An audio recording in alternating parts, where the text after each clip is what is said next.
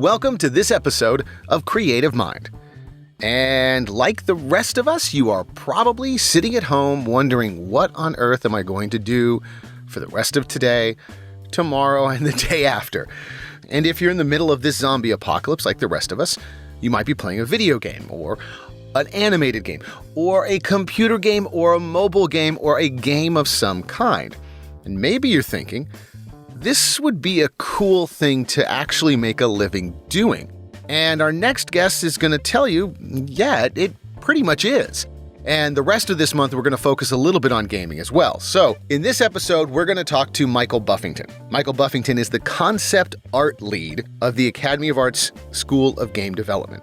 And a concept art lead, as we get into, is all about world building. It's about creating the world that you see in the video game you're playing.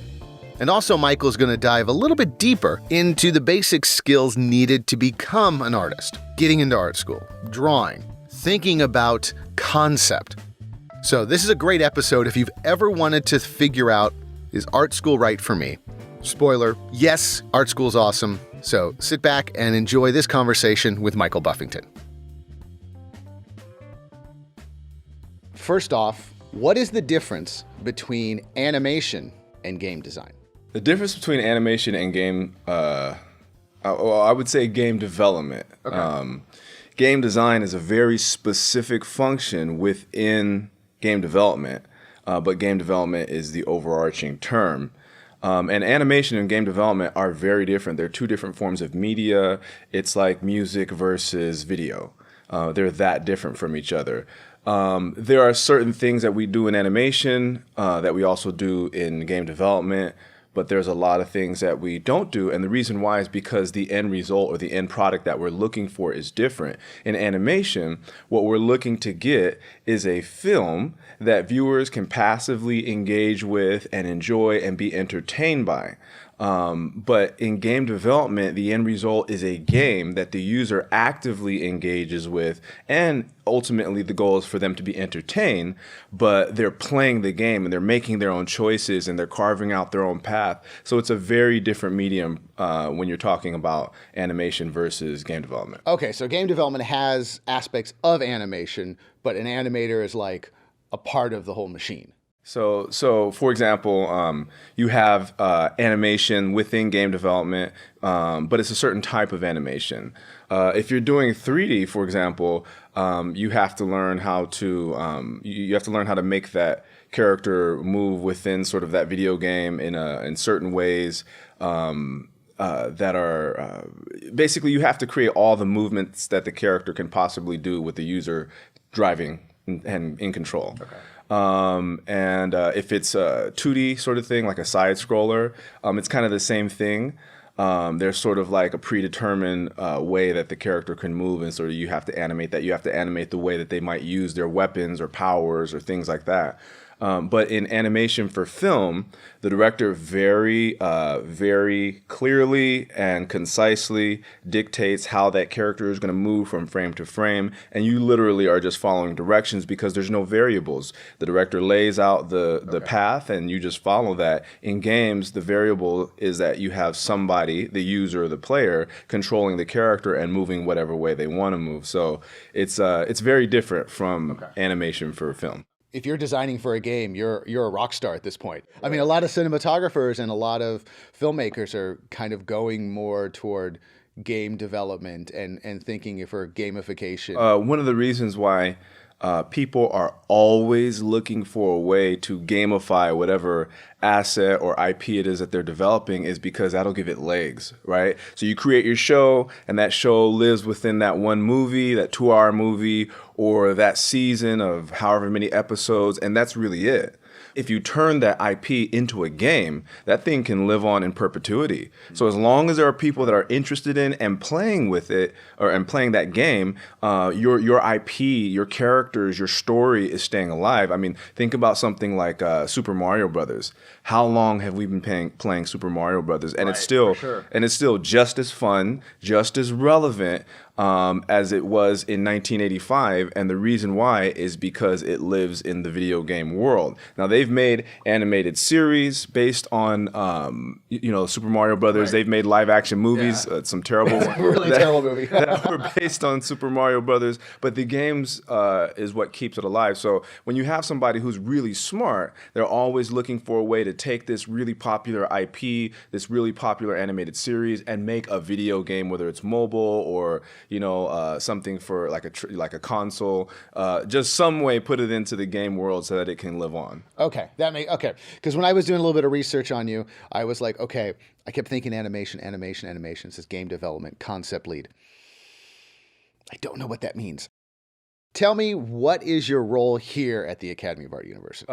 Here, I am the concept art lead in the School of Game Development. And what that means is I oversee everything that is related to concept art within the game development pipeline. So in game development, you have several functions.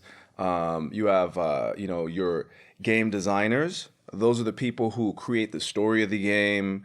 They create the systems, how the game works, the bosses, create sort of the overall world. Okay, so it's world building. Yes, absolutely. So that's kind of what the game designer and the level designer does. And then you have the concept artist who has to come along, and the concept artist is a professional visual problem solver. Got it. So the problem is, I am a game designer. I have this idea, I have these systems for this game, and it's going to be really cool, but I don't know how to bring this to life visually because that's not my skill set, that's not my wheelhouse. So I'm going to you, Mr. or Mrs. Concept Artist, and I'm asking you now to create visual solutions to this problem. So like something hidden under a box, something hidden behind a tree, or far more advanced than that?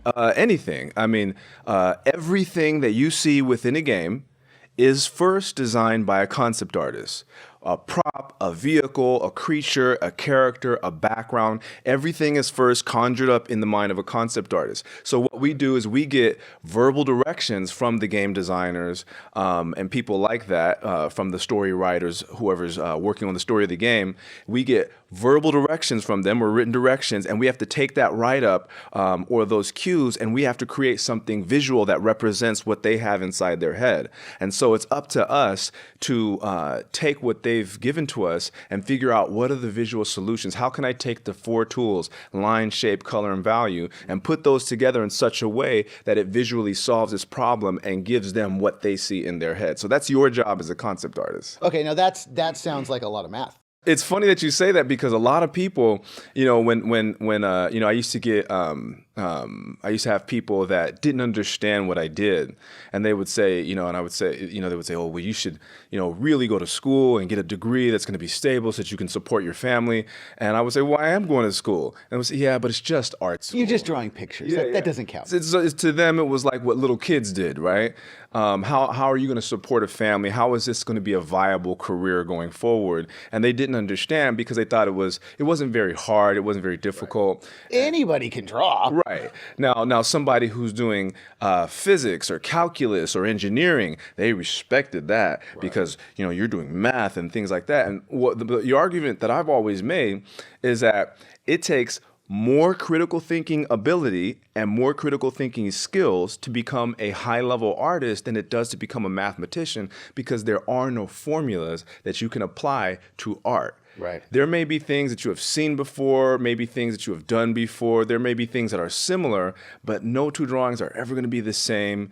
It's never going to be the same exact solution for every single problem. It's a challenge every single time you put pencil to paper because you're trying to figure out 1,000 things at once, and there's no real set formula. There might be principles or guidelines that you can follow, but there's no real formula like there is in math.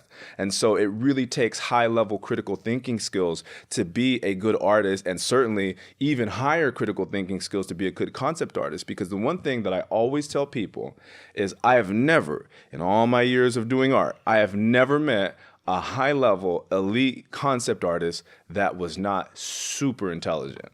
Did you wake up and, you were saying you drew, but when did it become your desire to make video games? Or was that the desire? When I was 4 years old, my mother who was from Nicaragua. Okay. She pulled out a drawing kit. And she had wanted to be an artist, and she was somewhat artistic, but that was not encouraged because in Nicaragua, and a lot of Latin American countries, that's not a real profession. That's in any country, right? It's like that's doctor, lawyer, engineer. Those are real professions. Those are real things to really try and go for. But art was just kind of something that kids did. Not realizing that everything around you is first drawn by somebody, including the socks on your feet, right? Sure. But she was discouraged from doing art, and she still had this drawing kit. So one day when I was 4 years old, she pulled it out, and she taught me how to draw a gorilla. Oh, wow. And I thought that was so cool.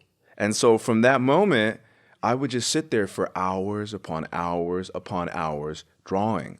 And I don't know why it was so fascinating to me, but I remember her telling me that she would just leave me alone for literally hours. And as a 4 or 5 year old kid, I would just sit there and draw. So naturally, spending all that time drawing, I was always a little bit better than other kids in school. And so everybody would always tell me, "You're such a good artist," the teachers, other kids that were in class with me. And it was something that I was kind of always known for, being the best artist in class. Yeah. And I was pretty much the best artist all throughout school, even in high school. I really enjoyed it. In fact, I loved art so much that I would cut class in school to go to the art room. And because Mrs. Joyce loved me so much, she never said anything to my counselor. She just let me sneak into her class and go in the back and draw. He's still at school. Exactly. He's in a room drawing. I went to a Catholic school for the first year of school, and I took algebra, and I passed that barely, and then I took geometry sophomore year, and then I realized, and I transferred to a public school sophomore year, and I realized that the graduation requirements for math were only geometry. Right. And so I was like, oh wait, you're telling me that once I'm done with geometry, I don't have to do anything else. I'm done. And so I said, okay, I did that. Actually, I flunked geometry the first time, and then in summer school, I charmed the teacher so much that the teacher wrote a letter to my mom about how well behaved and polite I was, and somehow I got a B. I really don't remember anything about geometry or even doing any work, but I remember that man writing that letter to my mom, and then I was done. I'm embarrassed. I flunked geometry, but I was not charming enough to not get my C the second time around. Well, I think that's where the high-level artist intellect comes in, because I knew somehow, some way, how to charm this man. But I got out of the class. My counselor, Mrs. Lee, said, "I'm going to put you in advanced algebra." And I said, "I don't want to take math. I'm done with my graduation requirements for math. Put me in something else." Mm-hmm. And she said, No, I want you to go to UC. You're extremely intelligent. You have the ability to do anything. I'm going to push you, even though you don't want to. Mm-hmm. And so me being very rebellious, I showed up in advanced algebra and proceeded to be an absolute nuisance for about half the semester. And one day, the teacher, he says, "Can I talk to you for a minute outside?" And I was like, "Sure." So he pulls me outside and he says, "You have been an absolute nuisance the entire semester. I can't concentrate. I can't teach. The kids can't concentrate. You're always goofing off, cracking jokes, messing around with the girls. Like, what can I do to get you to focus and behave and stop being a nuisance in my class?" And at that point, something clicked, and I realized that I was in the catbird seat, and I had some leverage here. And so I looked at him, and I said, "I'll tell you what." I said, "I'll come down to class. You mark me absent so I don't get any sort of truancy letters. And then I will leave and go up to the art room for the rest of the period, and you won't see me anymore." And the guy looked at me with this incredulous look like, I can't believe this 16-year-old schmuck has the gravitas and the audacity to say something like that to me. But I am so absolutely desperate to get him out of my class. I'm going to say yes. And so he did. He agreed to it. And we had a great arrangement. I would show up every class. I'd pop my head in. I would give him the nod. He would give me the nod. He would mark me present. And then I would go right up to Mrs. Joyce's room and do art for the remainder of the period. And then, of course, I flunked the class, which was totally fine with me. And Mrs. Lee, of course, gave me a hard time about that. But she learned that she wasn't going to waste her time forcing me to take any more math. And so that's how I got out of that. But have any of your students ever pulled that on you yet? Oh, so we'll see, it's different. See, we're in college, the stakes are higher. I wish they would. I just don't want to see you. Right. Is that okay? Then where did you go to college after high school? What happened is, even though I enjoyed art and music very much, I was told constantly by my family, especially my Latin family, those aren't realistic options. Those aren't realistic careers. You're not going to have stability. The word stability was something that I heard repeatedly. It got to the point where it made me cringe every time I heard the word stability in whatever context. And, Will Smith said something very poignant once. He said, taking the safe road is the surest way to mediocrity. Right. And even though at the time I didn't realize that because I hadn't heard that quote or anything like it, I just felt in my heart that going for some regular job where I seen all these people having to go to work every day, get their paycheck, maybe once a year they could take a 2-week vacation, but they didn't seem terribly happy. Right, they didn't seem like they were terribly fulfilled. It just seemed like that was something that they had to do until they grew old and died, and then that was it. And I just kind of thought, well, that sucks. There's got to be something better than that. And obviously, people who do this music, like Tupac isn't making this music for free, and the Teenage Mutant Ninja Turtles, they aren't drawing that for free.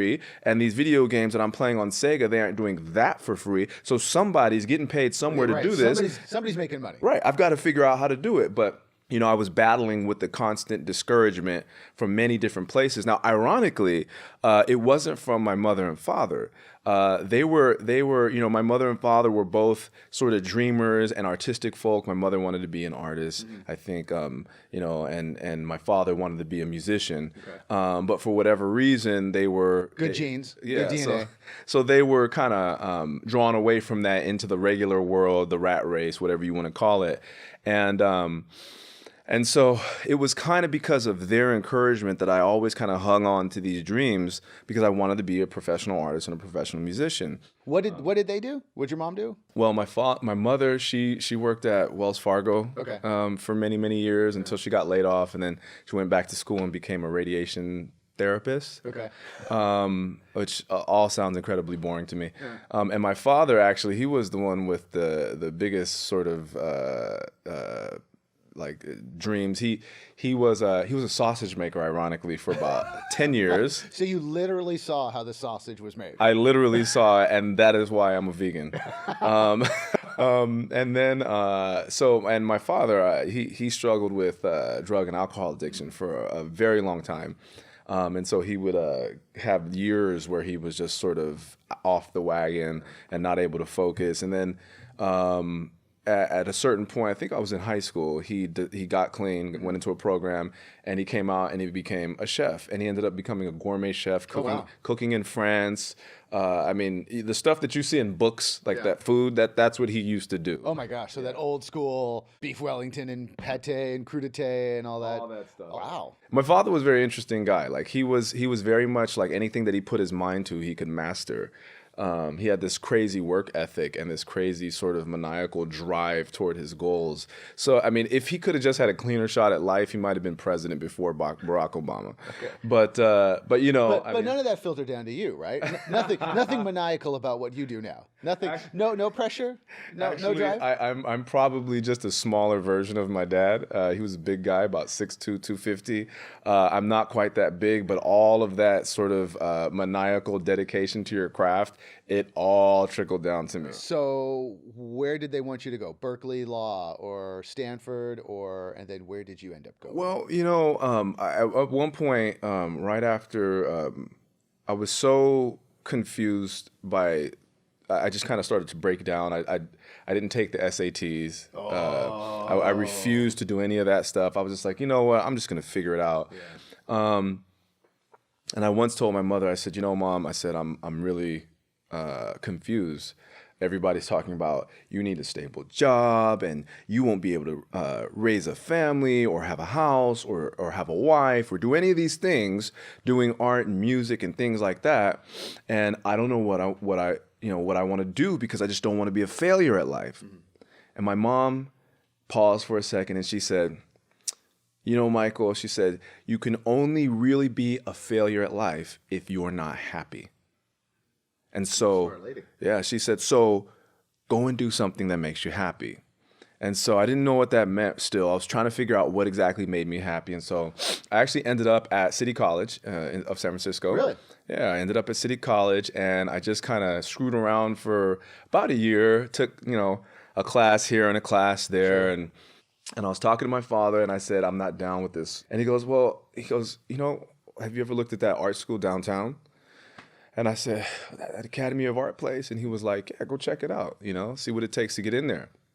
I was all right. So got on the bus, came downtown, and pants sagging way too low, hat turned to the side. I'm fresh off the street. I graduated high school in '95, so you're speaking directly to my language. Right. Yeah, I still tie a flannel around my waist when I wear jean shorts, just because. So I walked in, and I looked at the campus host, and I'm like, hey, yo, man, I want to go here. How do I do it? Like, this dude had the answer. I had no idea, right? And he just laughed at me, and he goes, dude, just go to the third floor. They'll answer your questions.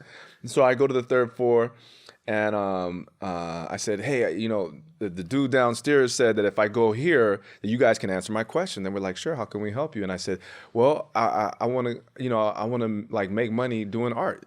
And the lady goes, oh, isn't that cute? She goes, okay, let me bring you to somebody. It's just this easy. Yeah.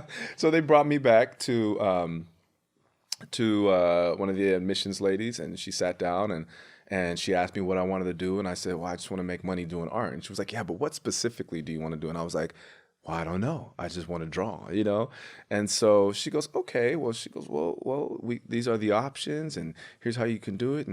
And that was it. And the next semester I was starting my freshman year at the academy. And what I didn't realize was that they didn't have a portfolio requirement, which most art schools did. And what I'm very thankful about is that they did not have a portfolio requirement, because I didn't even know what a portfolio was, right, let alone actually have a portfolio that would have gotten me into an art school. And so the fact that the enrollment was barrier free allowed me to just walk in the door and pursue my dreams. But what I realized very quickly was that even though they didn't have a portfolio requirement, it was like a gauntlet trying to get through the school. It was a very tough, very serious program. And I once heard a teacher telling a student who was complaining about the school. He said, and the student had said, this school is a joke. There's not even a portfolio requirement. And the teacher said something that I never forgot, because it was absolutely true. He said, it is the easiest school to get into, but it is the hardest school to get out of. Right. And I said, whoa, that's why it's so tough here. So that's how I ended up at the academy. That's great, because I know for a lot of students that's got to be the toughest part, is you get stuck.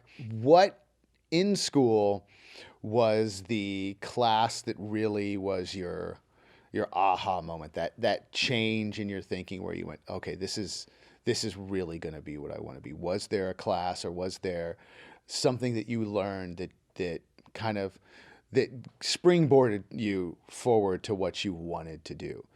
The aha moment happened on day one when Really?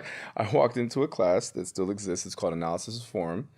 And I thought that I was going to walk into the class and wow all my instructors with my incredible art ability, because I had been the best artist in my school, literally my entire life, grade school, middle school, high school. I was always the best, and I thought it wasn't going to be any different. I was going to come in here and just be a rock star from day one. And what I realized very quickly was that I actually wasn't as good as I thought I was. And ooh, that's always painful. Yep. It was about 80% of the kids in there were better than me, and a lot of them weren't even actual drawing majors. And I was like, oh my goodness. Oh, wow. Like, this is crazy. And then the other light bulb moment that I had, the epiphany moment, was when I was taking figure drawing class the following semester. And I realized that so many of these people that were in class with me were so much better than me that it was going to take me a Herculean effort to just try and play catch up, let alone surpass where they were. And I had a decision to make. Either I was going to get very serious about my career in art, and I was going to buckle down and really do this, or I was going to have to find something else to do. because there was no way that I was going to be able to compete with these people in an open market trying to get art jobs with the disparity between our skill sets. So I just got real serious and I hunkered down and I didn't mess around. And that's sort of what happened. It was right away that it sort of clicked. And everyone, their first week in figure drawing is like, I don't even know what a human body looks like now. Right. I'm drawing curves and shapes, and this doesn't make sense. And I remember many people kind of going like, just giving up at that point, because it seemed so alien to draw something you could see in a mirror and then do it right. Absolutely. And I mean, how did figure drawing change your perspective, or did it? Oh, totally. I mean, I never realized how complex drawing the human form was until I took figure drawing.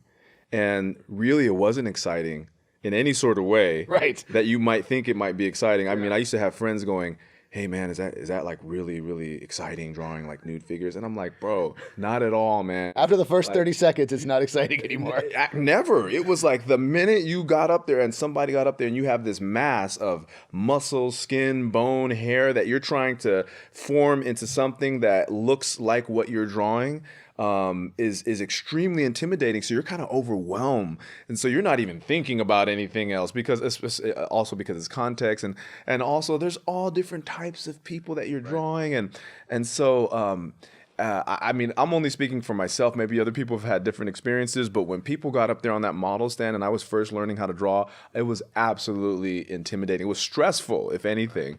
But after a while, after you begin to unravel the mystery of what the human body is and learn anatomy and learn what the bones are and the musculature and things like that, learn some of these body landmarks and things like proportion, I was able to start to get a grip on it and slowly but surely get better. I mean, it wasn't sort of an immediate thing. It took me, years of really hard work to get to where I wanted to get, but I got there eventually. Did you declare a major, or was there a specific school you were focused at when you started here? Well, initially when I came in, they had put me in a major. I think it would have been what like web design, new media is now. Okay, that makes sense at the time. Yeah, if you didn't learn web design, you weren't going to work. Right, and then I realized literally after the first semester that they didn't draw as much as the illustration students, and all I wanted to do was get paid to draw and paint. And so I immediately switched my major to illustration. Okay. And I from in illustration is really where I began to sort of hone my craft and interact with instructors who really sort of guided me and mentored me and helped push me along the path that I wanted to go on. So definitely it was a good place for me, somebody who wanted to just master drawing and painting. Did you find your goal in school or after school? Where did you go after that? So funny that you should ask. There was, so I am an original Star Wars nerd. I grew up on the original trilogy. Luke Skywalker was like There's no original. There's the trilogy. There's that other stuff. We can say it. It's okay. There we go. There was Star Wars, and then there's a lot of fan fiction. Fair enough. Yeah, Luke Skywalker was like my personal hero, which is why I'm still upset with Rian Johnson for ruining Luke Skywalker in Episode 8. But that's another conversation for another time. When I first came into school, my friend Garrett showed me in a magazine in '97 that George Lucas was making a new series of Star Wars movies. Okay. And I thought, that's cool. And then I realized that he was hiring artists to work on these movies, to draw the stuff that was in the movies. And I was like, oh, that's interesting. I didn't know people did that. Right. And then in '99, when Star Wars came out, this book called The Art of Episode 1, The Phantom Menace, came out. Okay. And in that book, he had all the pre-production artwork from Terrell Whitlatch and Doug Chang and Ian McCaig. And when I saw Ian McCaig's work, I said, that is exactly what I want to do. Okay. And so from that point forward, my personal goal was to work for George Lucas on a Star Wars project. And in fact, I just went to the Lightbox Expo in Pasadena about 3 weeks ago. And we were there the whole weekend. And as we were walking, I saw Ian McCaig walking in the opposite direction on the phone. And I said to my friend Greg, who's the UI UX lead here, I said, Greg, that's Ian McCaig. And he said, yeah, that's Ian McCaig. And he was holding my painting books. I had books of a bunch of my paintings in them. And I said, give me one of my books, bro. And so he gives me a book. And so I kind of stalked him and waited till he got off the phone. And as soon as he hung up, I said, excuse me, sir. Didn't see you there. Yeah. And I said, you're in McCaig. And he goes, yes, I am Ian McCaig, but I'm actually really also in a hurry. And I said, okay, I'm so sorry to bother you. I just need 60 seconds of your time. I just want to tell you that in 1999, when I opened up the Art of Episode 1, The Phantom Menace art book, and I saw your art, that is exactly why I decided to become a concept artist. And I would be honored to give you one of my books if you would allow me to. And he looked at the book and he handed it to me and he opened it up and he goes, oh my gosh, this is beautiful. Oh, wow. He goes, I'm going to really enjoy this. Thank you so much. He goes, can you sign this? And I was like, yeah. Oh, wow. So I signed it for him. And then he gave me the biggest hug and he goes, what are you doing now? And I said, well, I'm the concept art lead in the School of Game Development at the Academy of Art University. And he goes, wow, you're really doing it. He goes, you know what? I'll tell you what. He goes, get in touch with me. Here's my card. He goes, I want to come down there and do a talk. Oh, that's awesome. And this is a big deal, man. This is sort of 20 years coming full circle, you know? Yeah. And what was also really gratifying about it was, you know, there have been times where I've had people that were sort of like some of my artistic heroes and I've met them and they weren't, I was disappointed in their attitude and their demeanor and things like that. Yeah, they always tell you don't want to meet your heroes. But in this particular case, he was the sweetest, kindest man and just very loving and very just a great person, you know. So I was really pleased to meet him and pleased that he was the way he was. So yeah, I mean that basically in 1999 when I saw his work, that's what made me think. And the funny thing was at the time, they didn't have any sort of concept art classes or anything like that. This is back in 1999, and they were teaching people to be like traditional illustrators, and video games were just becoming like a big thing. Becoming really viable at that point. Because that's 99, that's early, that's Web 1. We're talking AOL, Earthlink, Netscape time. Flash. Yeah. Flash was your new career path. Yeah, I remember in like 1997 establishing this thing called an email. It was like, whoa, check this out. You can like send it. But yeah, it was way back then, and I remember going to the illustration department director at the time and telling him that I wanted to be a concept artist, and it felt like they didn't really know what to do with me. So I just kept taking all the classes because my goal was I'm just going to basically get as good as possible. I'm going to look at these books and look online and find work that's similar to what I want to do, and then I'm going to create a portfolio based on that work. And so that's kind of what I did. I used the time in school to build my skill and then kind of created my own portfolio. You explained it earlier that concept art is creating all of the visual stuff that somebody's going to come up with. But what is the skill set and what defines a concept artist versus, say, a character designer or the background designer? Or is it beyond all that? I would say a concept artist is really somebody who, again, is a professional visual problem solver. In order to do that, you have to have several core skills. You have to be a high-level draftsman, so you have to be able to draw extremely well, and not just one thing. You have to be able to draw people and props and vehicles and creatures and environments. You have to be able to paint at a very high level. Full on, you're talking traditional painting.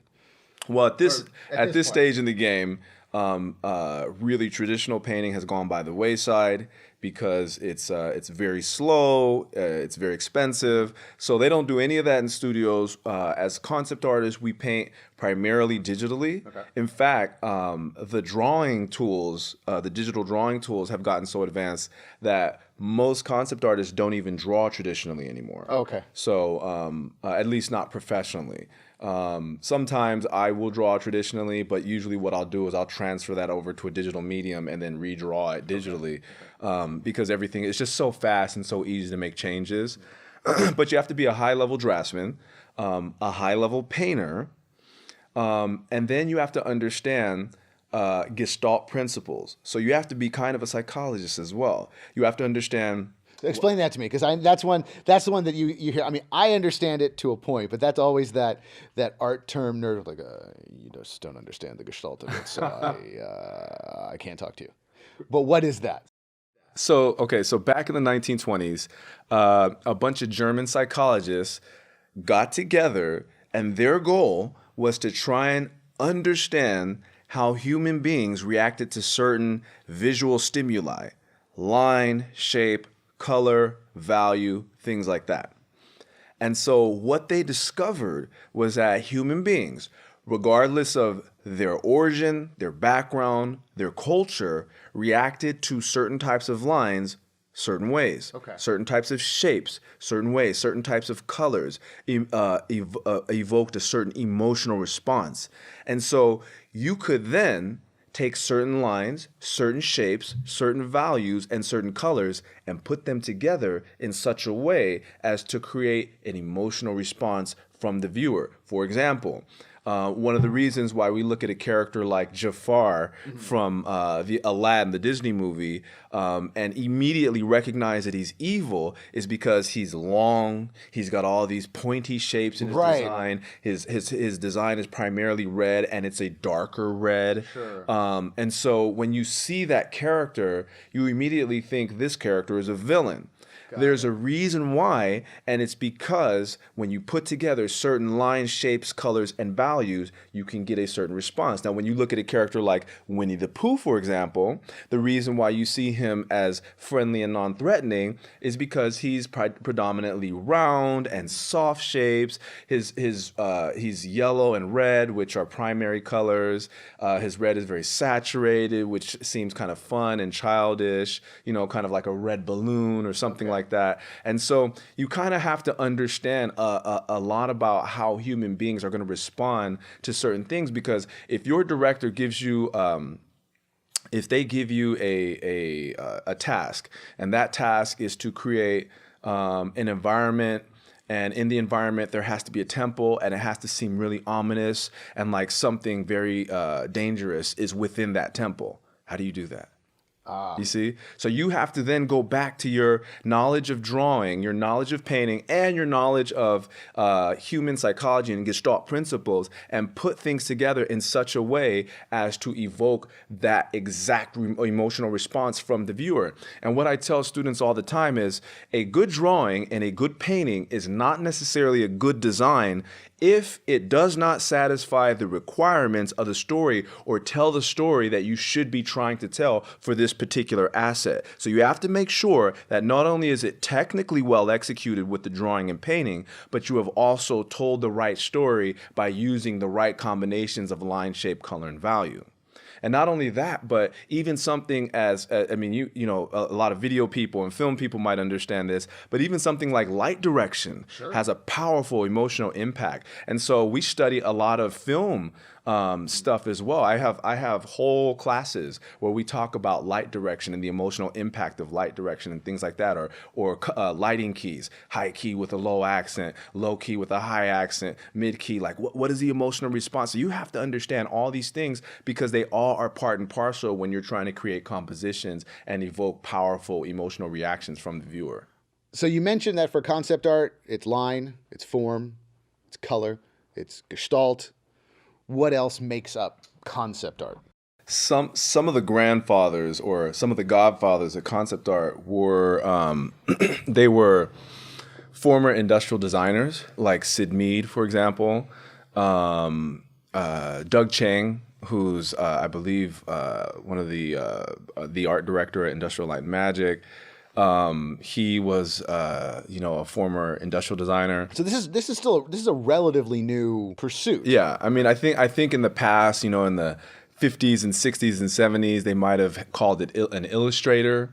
But this specific concept art term is something that's, I would say, pretty new within the last 30 years or so. And one of the things that made a concept artist different from an illustrator is that the concept artist doesn't just know how to draw and paint. The concept artist also understands a little bit about a lot of things. Okay. You understand how vehicles are constructed, how they work, how they don't work, because you understand some of the things about buildings that maybe an architect would understand, but a normal person wouldn't. You understand the difference between post and lentil construction versus an arch. You understand the difference between a Roman arch and a Moorish arch. Okay. The emotional impact of certain architectural elements, like how do people feel when they see domes versus spires versus.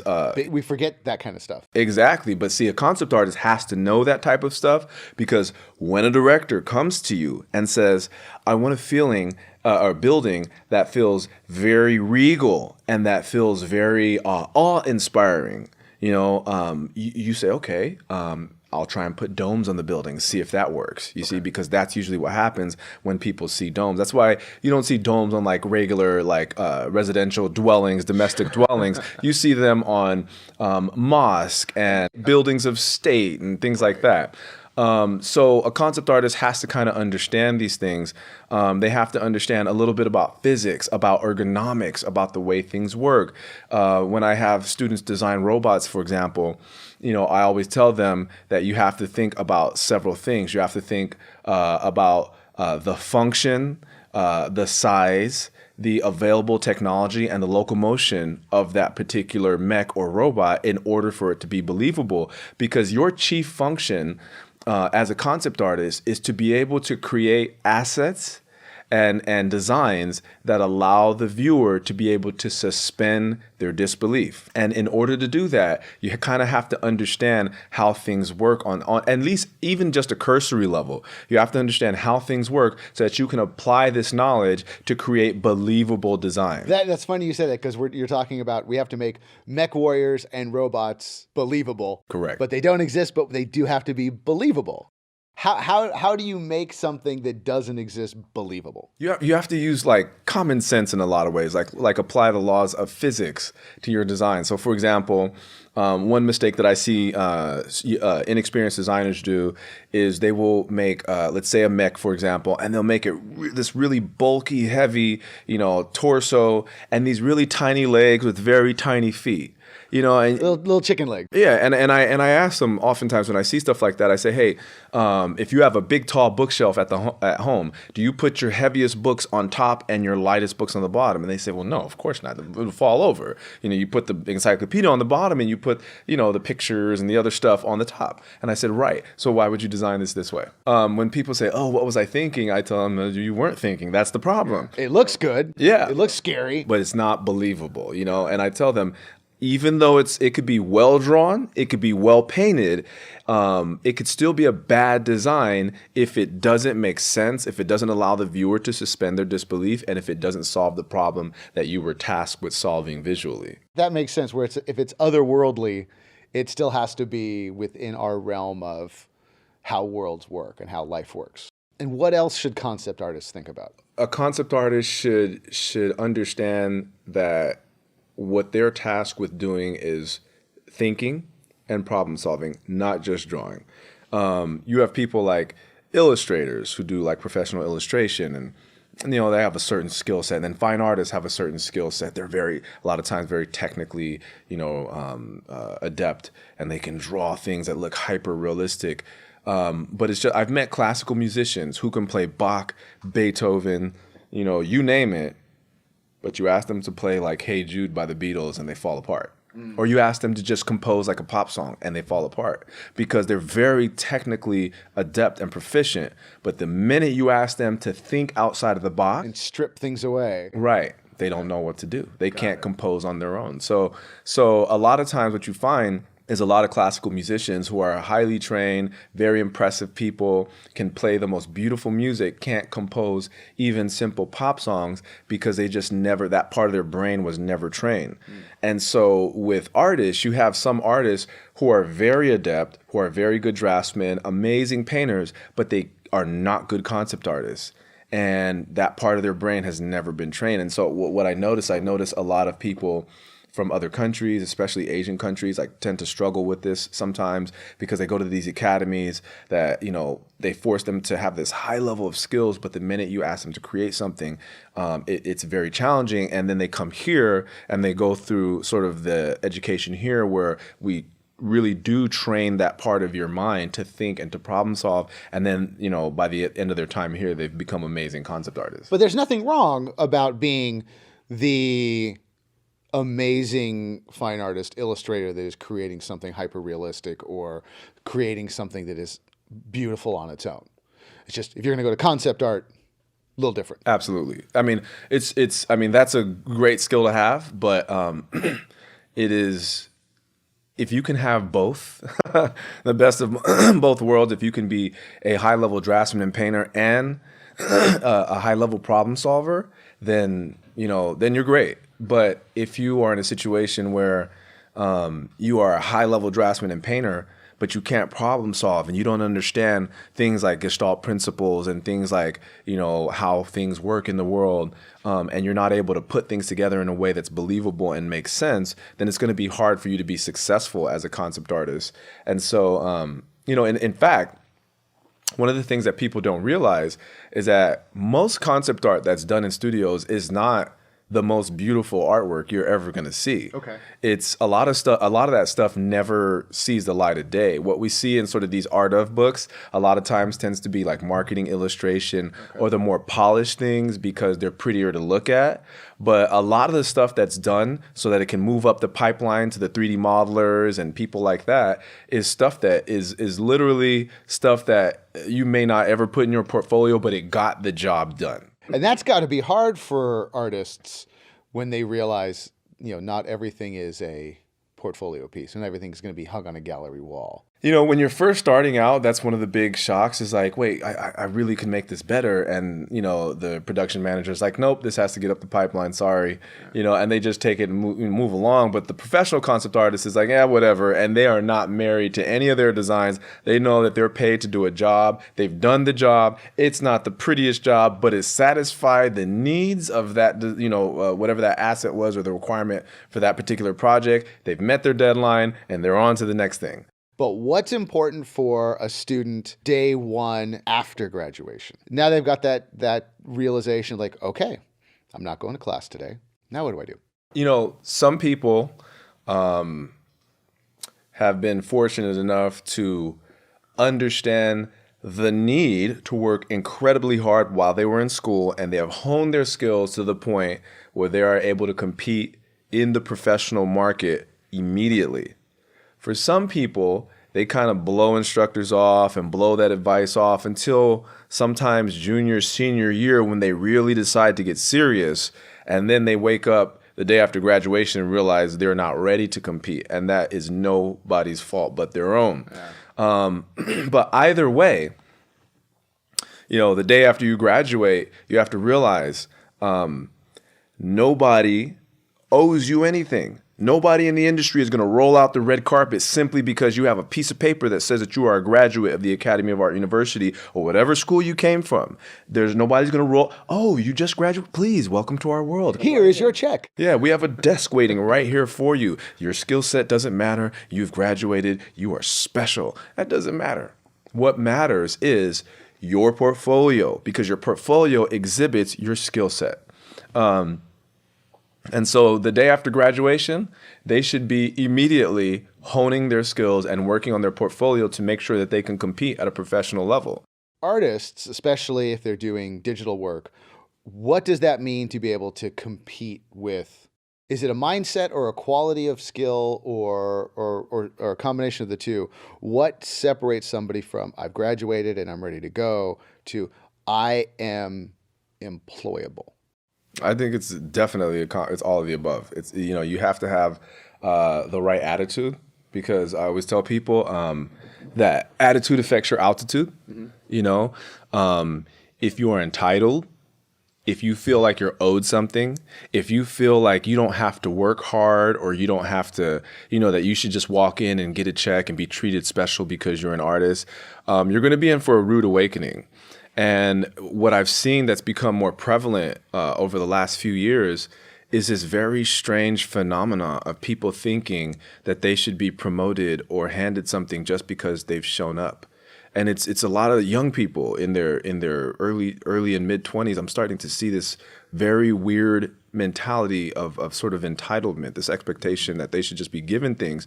And that is not how it works in the art world. You have to earn. Every single thing that you get in the art world must be earned.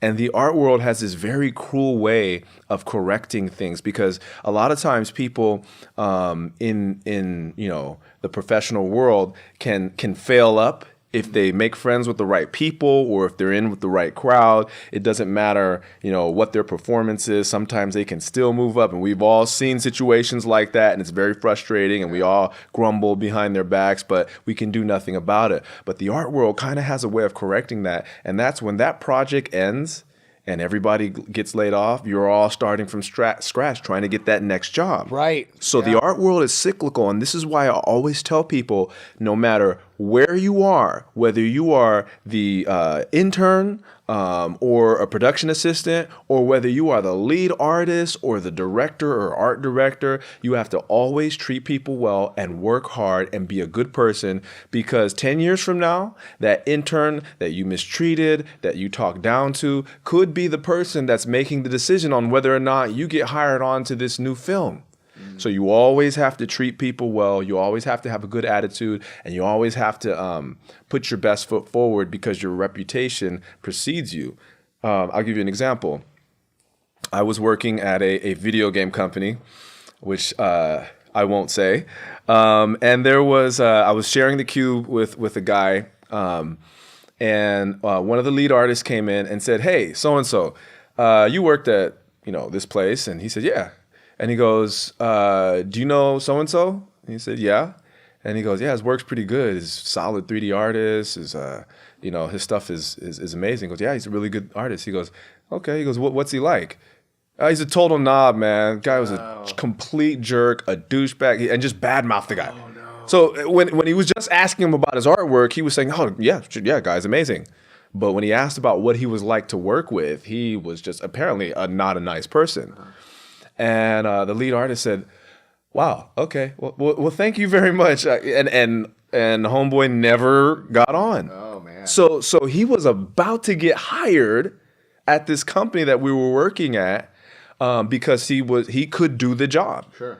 But because somebody told him that he was a complete and total jerk, that's what stopped him from getting the job. Yeah, it's funny, because I've been a camera operator and freelance shooter for most of my career, and that always comes up where it's like, the job is one skill set, but I've got to spend 12 hours a day with this person. Do I want to spend 12 hours a day with this person? And no, I don't. Or yeah, that guy's a great hang. That's going to be a person I can hang out with. That'll make life easy. Absolutely. Yeah, I think that's something that there's got to be, somebody's got to make a class on that. There's a new term that I've been hearing over the last couple of years. It's called soft skills.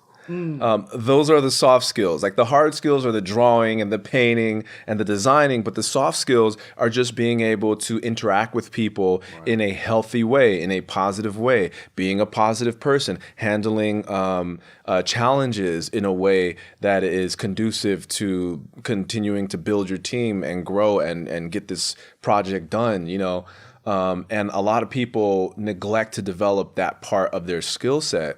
And what I always tell people is, if you are called into an interview at a game company, they're not trying to find out at that point whether or not you can do the job. They have already determined that you can do the job based on your portfolio, and that your skill set is something that they would want on their team. If you are called in for an interview, it's for one reason and one reason alone, and it is to see if you are a jerk or not. Because they have to make that decision as well as to whether or not they want to work with you 10 to 12 hours a day. What, in your experience, do you think students should be either learning or thinking about before they make that first step into art school?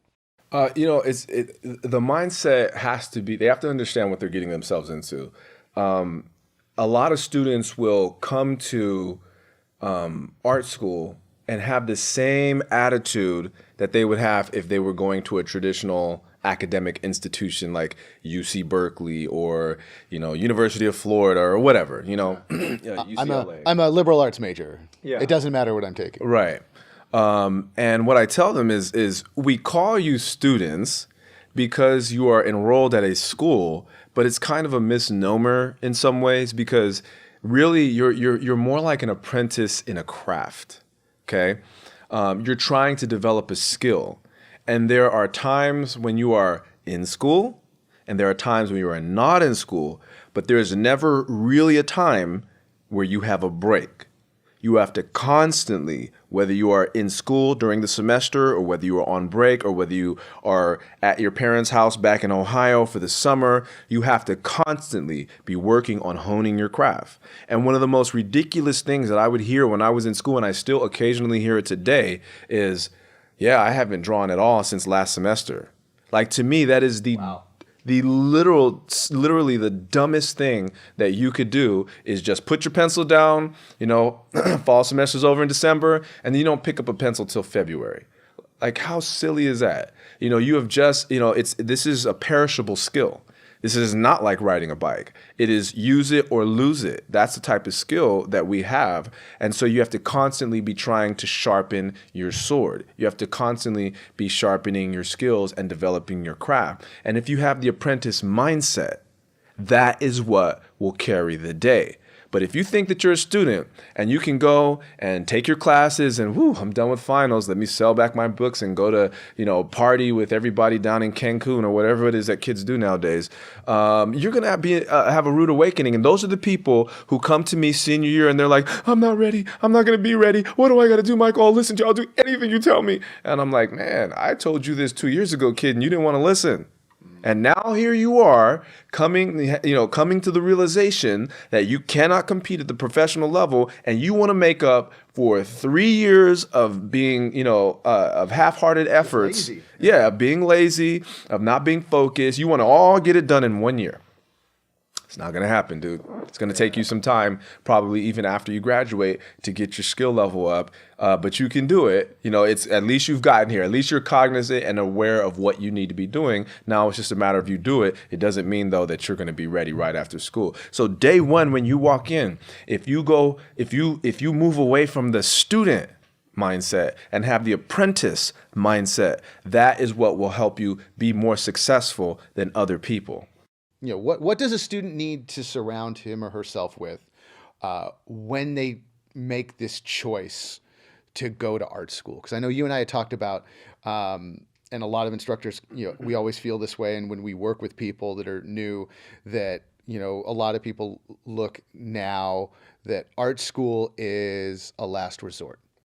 And we don't want that. That's not the case because, if you're doing concept and video games, art schools and art is far more viable than it was 20 years ago. So what should a student and their support staff or their families, what should they be thinking about when that student's in art school? What should they be doing? The first thing that a family and a support network needs to do for an art student is not make them feel like they're doing this because they can't do anything else, but to encourage them and to support them to pursue their passion, to pursue something that will make them happy. Because at the end of the day, no matter what mom thinks or what dad thinks or whether or not they think this is a stable career or there's more stability elsewhere, what they have to realize is that the only person who really has to wake up every day and live this life is this student. So they have to support them to pursue a path that will allow them to live a life that will help them to be fulfilled and to be happy going forward. And that may not look like what the mom or dad has in their opinion as the vision that they have for their child going forward. It may look like them going to the School of Game Development and studying with Michael Buffington and becoming a concept artist. Unfortunately, I've had a lot of students who have had to fight an uphill battle with a lot of people who don't support them and who tell them that they're wasting their time and that, they're going to be a failure and that, they're completely wasting their money and they're not going to support them and they're not going to help them. Wow. And, students come into the school with a lot of emotional baggage, and it makes it really difficult for them to grow artistically because they're so they hear this sort of shame-based voice in their head telling them that they're going to fail, and this really unsupportive voice that is on loop usually in their mind. And so they're a lot harder on themselves than they would be had they gotten more support. Or the other thing that you see is when they get a critique and it's not a totally positive critique, it's really hard for them to take that in stride, and they get really down and really beat themselves up. Or they really attack the professor for giving them a tough critique because they just can't handle hearing it because they hear this negative voice constantly from home. So it's really important that they're supported, that they're loved, and that they're told that their value as a human being isn't conditional. That you're not just valuable if you go and become a doctor or a lawyer or a nurse or whatever. You are valuable because you exist. And if part of your existence is that you choose to pursue the path of an artist or that you choose to be a musician or whatever, then so be it. We still love you. We might not totally understand or even agree, but we're still going to love you regardless. And we're going to help you get to where you want to go as long as it makes you happy. And what a lot of people don't realize is this whole starving artist, stereotype that has been around for ages is really not true. If you're a highly skilled person, somebody somewhere will pay you some money to do what it is that you love. And there are many artists, especially in game development, that are making six figures. You see what I'm saying? Yeah. So this is not a lot of the people who tried to dissuade me from pursuing the path that I wanted to pursue with art and music. I make more money than most of those people, if not all of them. You see what I'm saying? And I get up every morning and I draw and I paint and I make music for a living. This is what I do for a living. I draw and paint and I'm the concept art lead during the day, and at night I go home with my band and I make music, and we have a single that's getting ready to drop next week and on a very big distribution with a very big distribution company. And I'm living the life that I always wanted to live when I was a teenager, and it was primarily because my mother and father, in spite of all of the negative voices that were trying to dissuade me from pursuing that path, they actually kind of helped mitigate those voices by telling me, no, if this is what you want to do, do it. So that's really what they need in terms of from their family. But when they get to school, they need something else entirely, and that is they need to find a support group to help them, because art can be a very isolating experience. You're alone for hours drawing or painting, and it can sometimes be very frustrating. You can feel discouraged very easily, and a lot of times people can give up when they don't have a good support network at school. And that's one of the biggest reasons why I created Drawaholics Anonymous. Drawaholics seems like a dream situation. I mean, I was reading about that, and I've met some of the students who did. I'm like, you guys are getting to do what? You're getting to do this with full support of a university behind you? I mean, explain Drawaholics to me, because I think it's just fascinating. So about 2.5 years ago, 3 years ago, I started to notice this very strange aversion to traditional drawing. And so everybody thought, I'm just going to show up, do concept art. There's going to be a make art button on the computer. I'm going to hit it, and then everything's going to come out like that first page of ArtStation when you hit artstation.com, and it's like, and everything is awesome. They figure it's that easy, right? If you learn a little bit of 3D and collage some photos and learn how to paint a little bit, and that's all that I need to do. I don't need to draw on paper anymore. And so I said, okay, this is a problem. How do I get people to become excited again about traditional drawing on paper, and how do I change the overall mentality and mindset and create a culture of excellence and improve or increase this level of skill amongst all the people who are in concept art and the school as a whole. And I said, you know what? I'm going to start a group. I'm going to start a group called the Drawaholics Anonymous, and it's going to be like the special forces of the Academy of Art. They're going to be like the Green Berets or the Navy SEALs or whatever. And in order to do this, what I did was I said, okay, I'm going to create a contract. Anybody who wants to join has to sign a contract that stipulates that from the date that they sign that contract, they have to do 2,500 drawings in 1 year. They have to do 1,000 head sketches, 500 legs, 500 arms, 250 hands, 250 feet. And not only that, but they also have to be a part of the community. They have to bring something positive to the community. And so I created this contract, and I began to go around to classrooms, one classroom after another, in my own classes, and sort of pitch this idea to all of the students. And many people say, ooh, that's too much. That's numbers. I don't know what that means. And so, and Bruce Lee said, those who say they can and those who say they cannot are both right. So a lot of people right from the beginning said, no, I can never do that. That's too much. That's impossible. And then there were some people that said, okay, I'll do it. I'll try it. And what started to happen was, we started having a weekly workshop. We started having other little events, little fun sort of drawing challenges where people would show up and break up into groups. Right, and you guys were going around the city. Yeah, we were going and doing sketch crawls, and it just became something larger than life. It became something much bigger than what I had intended it to be, which was just to create a group of people that were all serious and kind of raise or create a culture of excellence and raise sort of this skill set within the student body. Because there were students that were telling me this, and I'm going, that's like a dream. This is something you see in a movie about artists. Yeah. This is not what artists get to do anymore. Well, the thing is it's, we call it a club at the school, but it's really more than that. It's a community. I refer to the Drawaholics as my drawing family.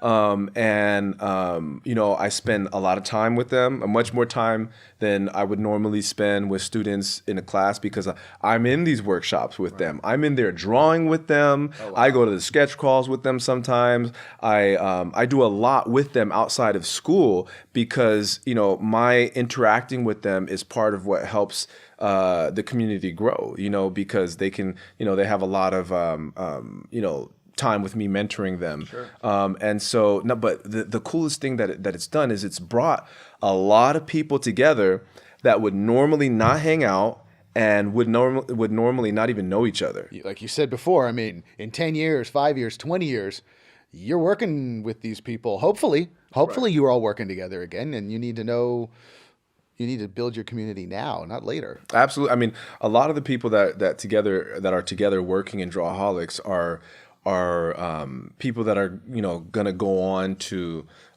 work together in the professional world. They're going to start companies together. Because it creates this camaraderie, and over what you hear people saying is, I have more friends now being a part of Drawaholics than I've ever had in my entire life. Oh, that's the most important part about being an artist, I think. Absolutely. It's you can't draw in a vacuum. It shouldn't be an isolating experience. It should be sort of a communal experience. And the reason why is because, when you're discouraged, there's going to be a whole group of people that are going to rally around you to encourage you. When you're concerned about whether or not you're making the right choices, there's going to be people that can help guide you and mentor you. It actually does something really cool where it takes people who maybe they're freshmen, this is their very first semester, first week, and they go to Drawaholics and they begin to interact with people who are MFA students and juniors and seniors who are way further along in life than they are, and they can create bonds, create friendships, and I've seen it happen over and over, and it makes people better for it. And it's kind of a two-way thing, because this freshman who's just coming in, their growth process is expedited by the guidance and mentorship that they get from the older students, and then the people who are doing the mentoring are becoming better artists because they're mentoring younger people and teaching them sort of while they're still in school. So it's kind of, it has this, it's sort of like this reciprocal, this thing. Nice ecosystem of art. Absolutely. And like I said, it brings people together, because they all have a common, there's so much division now in the world and in this country. And anything that brings people together, that helps people push aside all of their differences and bring them together is a good thing. And what Drawaholics does is it brings people together because they all love art. Like I have this one, I always like to tell a story. I have this one student who's very goth. And if you were to see her, you might be intimidated by her at first sight. Very tall, very goth looking, wears all black all the time. And the typical art student. Yeah. Right. And then I have this other student, very devout Christian. Okay. And these two are like freaking frat. Like they're always hanging out. They're like really buddy and really get along really well. And were it not for Drawaholics, they might not have ever even spoken to each other. So what it does is it brings people together from vastly different, walks of life. And they all come together because they love drawing. And, so it's been a beautiful thing. We have well over 300 members at this point from many different departments. We have people obviously from game concept art, but also from visual development, from illustration, from animation. We've even got some graphic designers, web designers. Like people just hear about it and they just want to come and be a part of it. And the school has thrown their full support behind Drawaholics Anonymous, and it's really, it's helped people within a very short time, grow and take leaps and bounds in ways that they would not have been able to had Drawaholics Anonymous not existed. I mean, the proof is in the pudding, and we have this on the 8th floor at 180 New Montgomery. There's a hall that we call the Hall of Improvement. And what I do is I show before and afters of when somebody started the 2500 challenge and when they finish. And a lot of times I'll show this to people and they'll say, how many years did it take them to get from A to B? And I tell them, no, this isn't years, this is months. Oh my gosh. It took them months to make this leap because awesome. That's what being a part of something like Drawaholics Anonymous does. I'm going to stop it there because you're going to make me go out into the art store and buy pencils, which is just a slippery slope back into danger. That's the goal, man. That's the goal. All right, Michael, a pleasure. Thank you so very much. Very welcome. So hopefully that's inspired you to run to the store or dig around in boxes you have and get some pencils, some pens, crayons, whatever you got, and start world building for you to animate, for you to tell a story with, for you to express yourself artistically. Because if you've ever dreamed about a career in art and design, now is a perfect opportunity as more and more employers are on the hunt for the next generation of talented and skilled creative professionals. At the Academy of Art University, you will get the work-ready skills that employers want. You can study on-site in downtown San Francisco or, more importantly, anywhere in the world with our online programs. To request more information about our 40-plus areas of study in art and design, including game development, fashion design, photography, UX design, and more, visit our website at academyart.edu/creativemind. Thanks for listening.